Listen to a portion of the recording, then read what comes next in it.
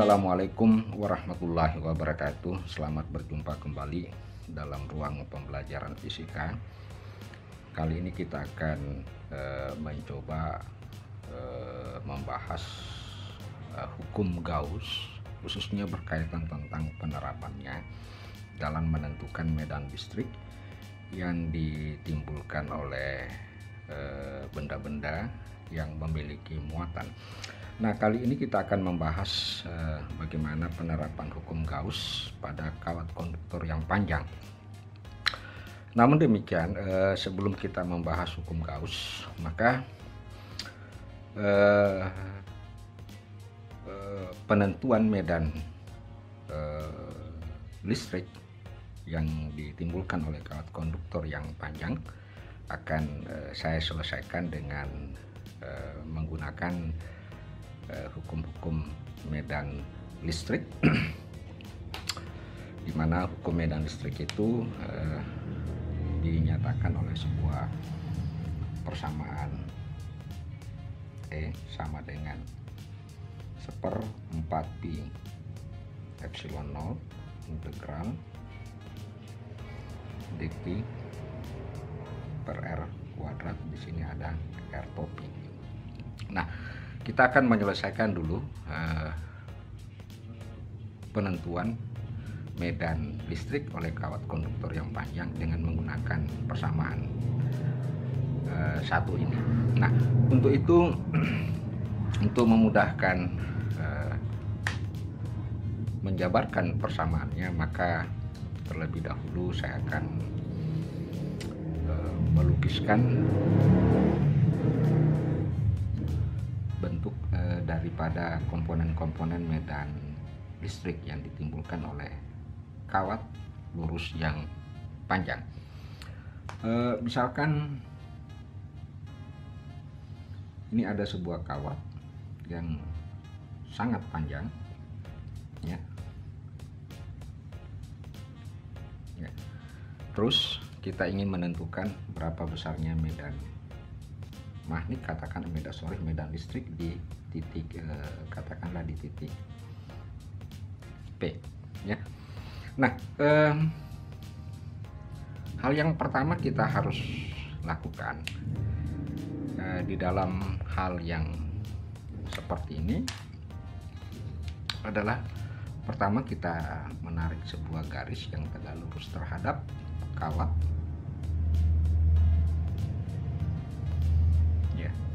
Jadi katakanlah ini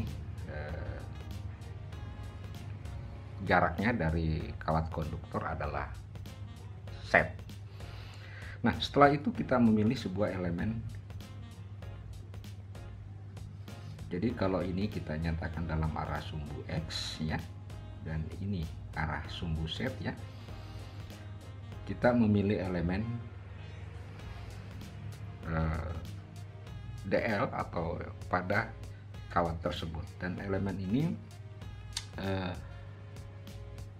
mengandung muatan sebesar dq, ya.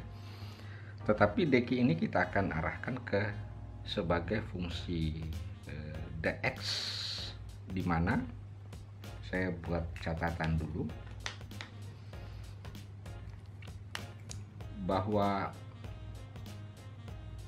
kita merumuskan sebuah besaran yang kita sebut dengan besaran muatan persatuan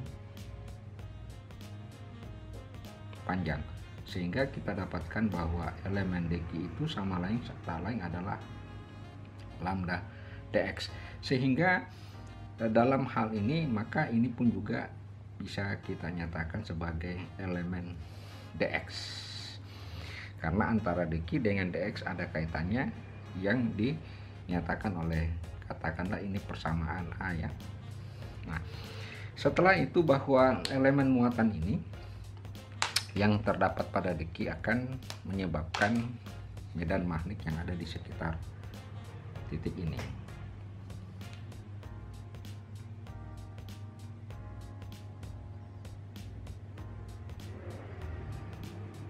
Yang jaraknya sesuai dengan persamaan adalah R.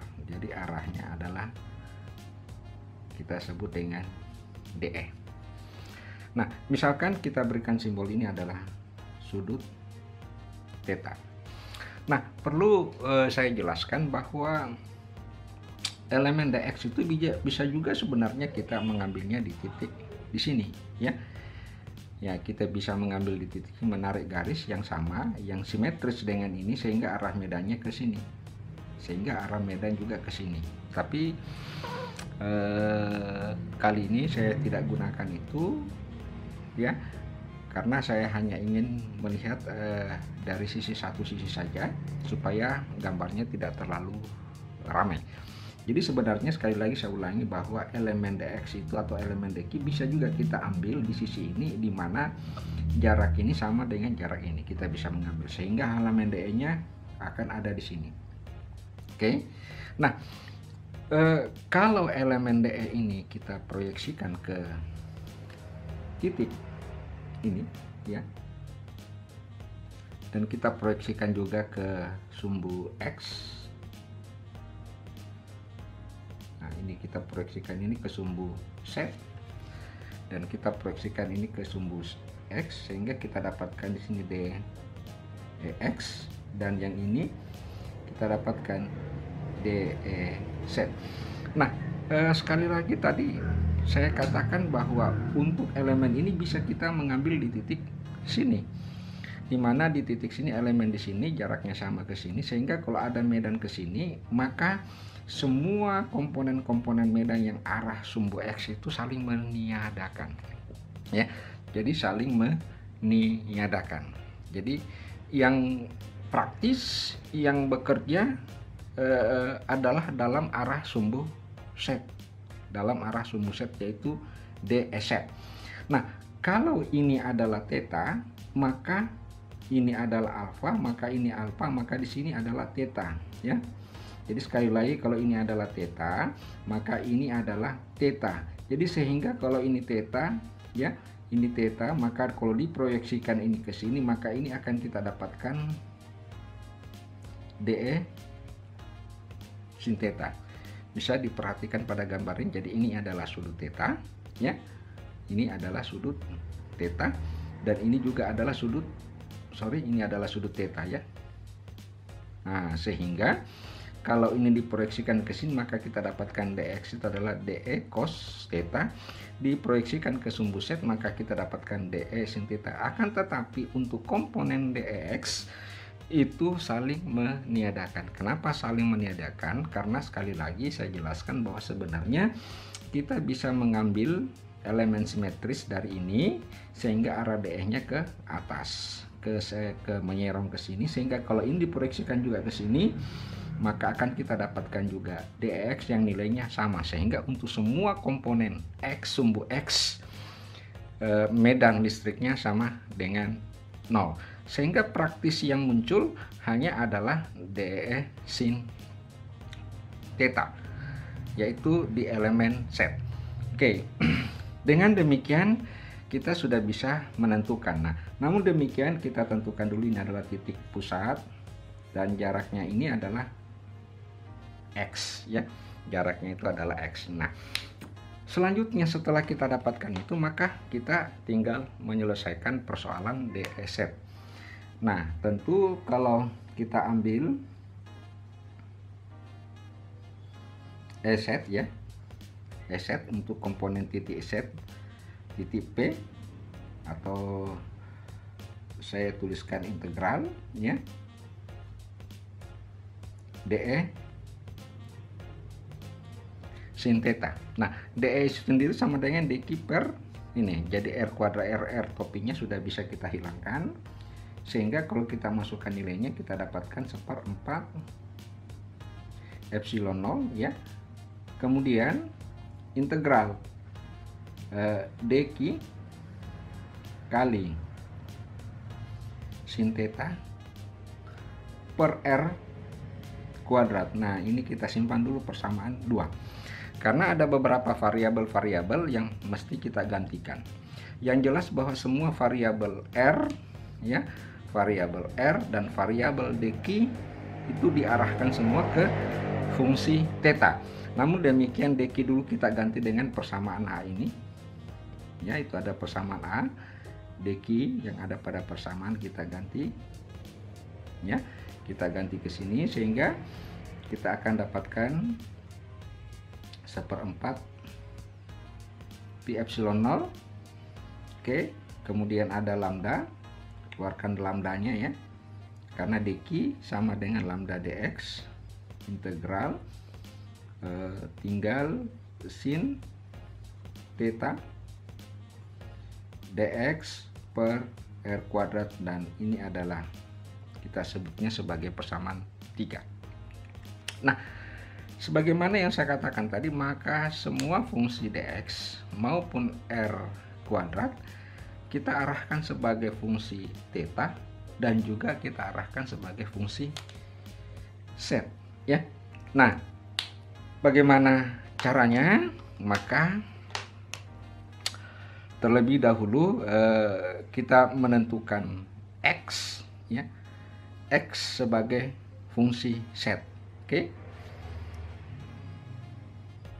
Nah, dari gambar kita dapatkan bahwa tangen theta, ini tangen theta ya, set per x, sehingga kita dapatkan x itu sama dengan set per tangen theta. Oke, kemudian tangen theta ini kita turunkan, sepertangen theta itu kan sama dengan, ini kan sama dengan set kotangen theta ya, sehingga kalau kita turunkan ke fungsi theta, maka kita dapatkan set kalau kotangens sama dengan cosecant. Iya, cosecant kuadrat theta tapi minus d theta, atau cosecant kuadrat theta itu tak lain adalah sepersin. Jadi set per sin kuadrat theta. Nah, ini adalah dx ya. Jadi cosecant kuadrat theta itu adalah sepersin kuadrat theta. Nah, kita sudah dapatkan untuk dx. Nah, sekarang r lagi kita arahkan ke fungsi set ya dengan theta. Oke, kita lihat di sini sin theta. Ini yang pertama. Kemudian yang kedua, kita arahkan lagi, kita dapatkan bahwa sin theta itu sama dengan set per r, sehingga kita dapatkan r itu sama dengan set per sin theta. Nah, kita sudah memperoleh nilai-nilai yang kita butuhkan untuk menyelesaikan persamaan 3. Katakanlah ini persamaan C dan ini persamaan ini persamaan B ya, ini persamaan C. Nah, lantas kalau persamaan B dan C ya, kita masukkan ke persamaan 3. Jadi kita mengganti r kuadrat dengan dx, maka kita akan dapatkan hasil E sama dengan lambda 4pi epsilon 0 integral. Saya tulis dulu sin theta, dx nya ada min ya, min set, kemudian sin kuadrat theta d theta. Oke, kemudian saya bagi dengan r kuadrat. R kuadrat itu adalah set kuadrat per sin kuadrat theta. Nah, apa yang bisa kita lihat dari ini? Ternyata ini bisa hilang ya. Oke, ini juga bisa hilang. 1. Jadi praktis yang tersisa adalah E sama dengan min lambda 4pi epsilon 0 integral tinggal sin theta d theta Keluarkan setnya ya, saya keluarkan setnya, atau saya tulis saja tidak apa-apa di sini, sama dengan set. Atau kita dapatkan E sama dengan min lambda 4pi epsilon 0 set integral sin theta d theta. Nah, kita ingin menentukan batas integrasi. Nah, itu tadi mengapa saya tidak menggunakan elemen dx yang di sisi kiri, ya, elemen dx yang di sisi kiri, karena nanti yang akan menentukan adalah batas integrasi. Jadi kalau saya mengambil elemen dx sisi kiri, maka otomatis DE-nya itu jadi 2 kali DE sin theta. Tetapi batas integrasinya adalah dari pi, ya, dari pi sampai dengan dari pi per 2 sampai dengan 0. Tetapi hanya satu bagian simetris yang ambil, maka saya tidak kali 2, tetapi batas integrasinya kita mengambil dari, karena ini kan sudutnya begini, berarti ini batas integrasinya adalah pi, ya, sampai dengan 0. Oke. Jadi dari pi sampai dengan 0. Karena cuman satu bagian yang saya ambil. Jadi dari pi sampai dengan 0. Oke. Akan tetapi kalau saya ambil 2 kali ini, maka bukan dari pi sampai 0, dari dari pi per 2 sampai dengan 0. Oke, dari pi per 2 sampai dengan 0. Nah, begitu aturan-aturan pada pengambilan batas-batas integrasi. Nah, selanjutnya persamaan, kita katakanlah ini persamaan 4, kita tinggal menyelesaikannya. Tentu kita sudah tahu bahwa integral sinus itu adalah sama dengan min cos. Oke, saya lanjut ke sini. Jadi saya tulis dulu.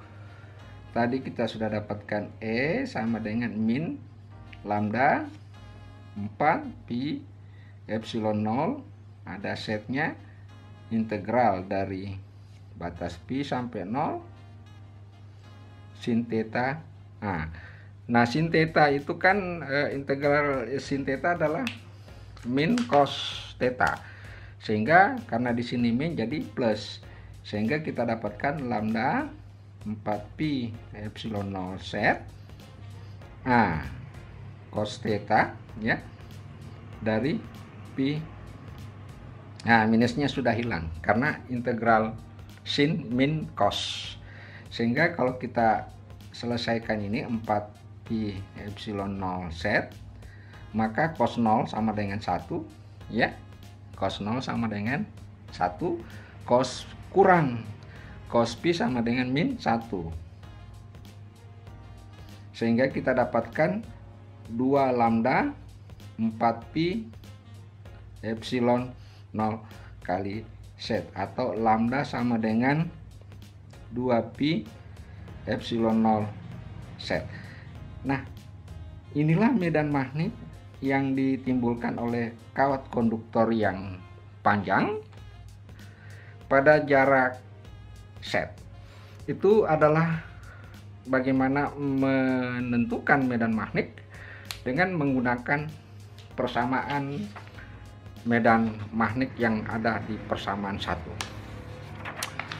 Nah, selanjutnya bagaimana kita mencoba merumuskan persamaan ini, ya, sehingga kita dapatkan persamaan dengan menerapkan hukum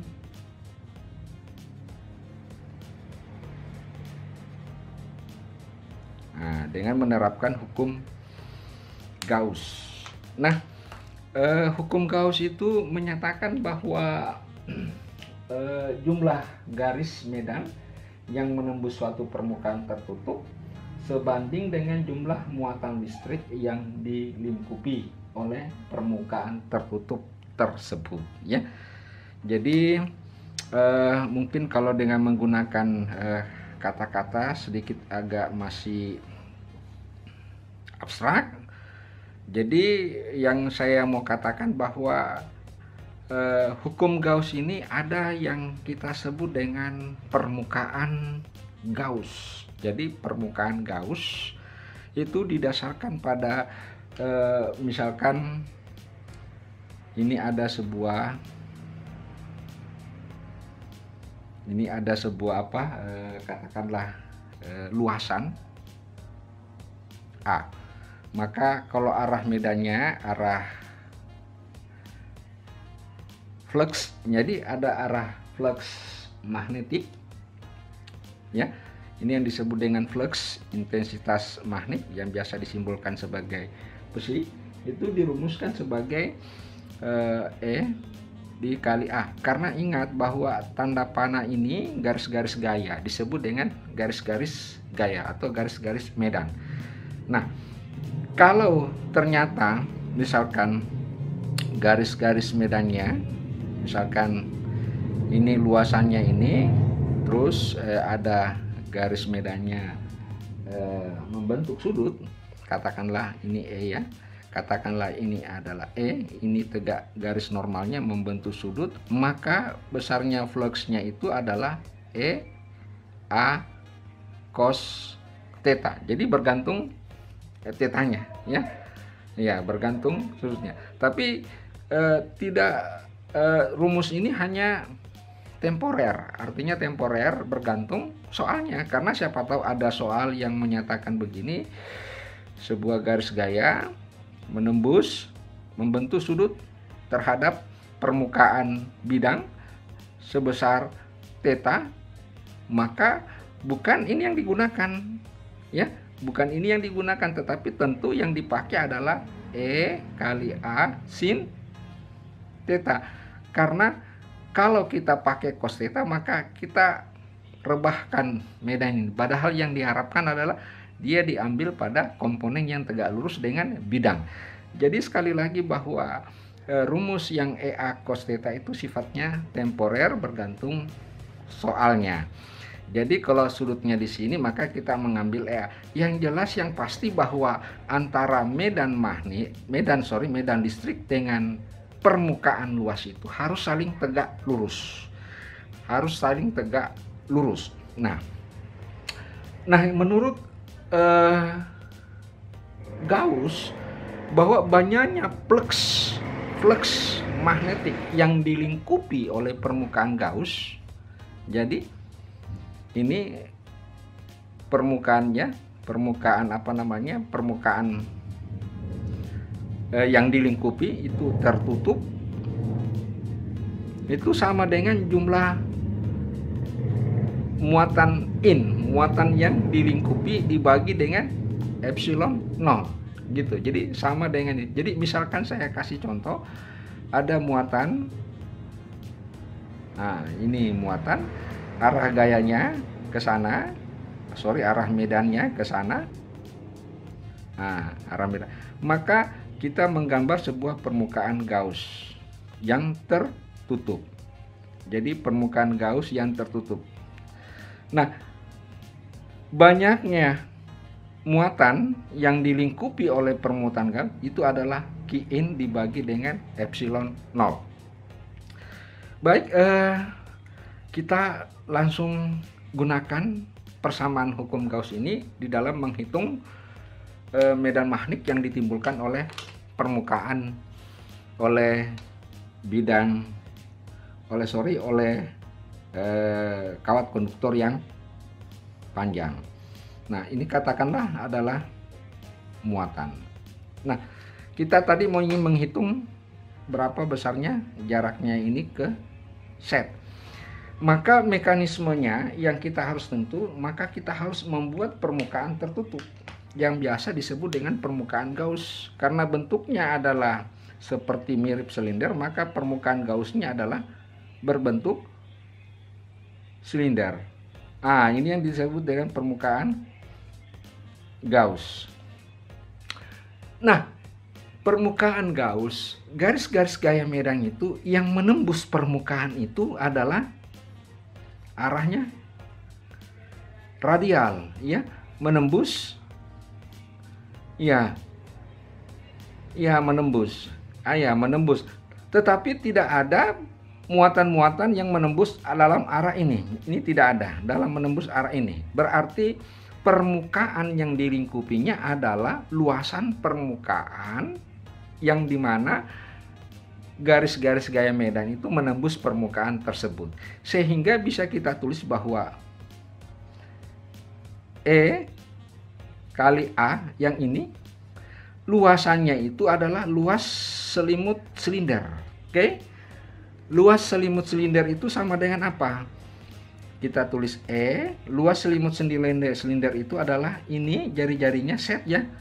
2pi set kali panjang L. Nah, ini adalah influx oleh medan listrik tegak lurus terhadap A. Nah, hukum Gauss juga permukaan tertutup itu jumlah muatannya itu adalah Q yang ditutupi per epsilon 0. Sehingga kalau kita katakan ini persamaan katakanlah bintang 1 ini persamaan bintang 2, kita substitusi satu sama lainnya antara ini dengan ini, maka kita dapatkan E sama dengan E 2pi set L sama dengan muatan. Nah, sehingga E-nya kita dapatkan, nih pindah L-nya di sini, Q per L ya, saya pindahkan ke sini jadi pembagi, bisa per 2pi epsilon 0 set. Q per L itu taleng adalah lambda sama dengan 2pi epsilon 0 kali set. Coba kita lihat hasilnya sama dengan yang digunakan untuk menentukan dengan cara yang biasa. Jadi ternyata penggunaan hukum Gauss dalam menentukan medan magnet untuk kawat-kawat konduktor yang bisa sederhana itu bisa digunakan dengan hukum Gauss. Jadi sekali lagi permukaan yang ditembus secara tegak lurus adalah bagian selimut, bukan bagian sisi-sisi daripada tabung tersebut, sehingga dia tidak masuk dalam kategori A di sini. Jadi A yang dimaksud adalah A seperti ini, garis-garis elemen gaya yang menembus secara tegak lurus permukaan Gauss. Baik, saudara-saudara sekalian, demikianlah penjelasan singkat tentang penerapan hukum Gauss dengan membandingkan dengan cara biasa dengan menggunakan hukum Gauss, dan ternyata hasilnya sama, dan semoga penjelasan ini bisa memberikan tambahan pemahaman mengenai materi-materi elektrostatik. Sekian, assalamualaikum warahmatullahi wabarakatuh.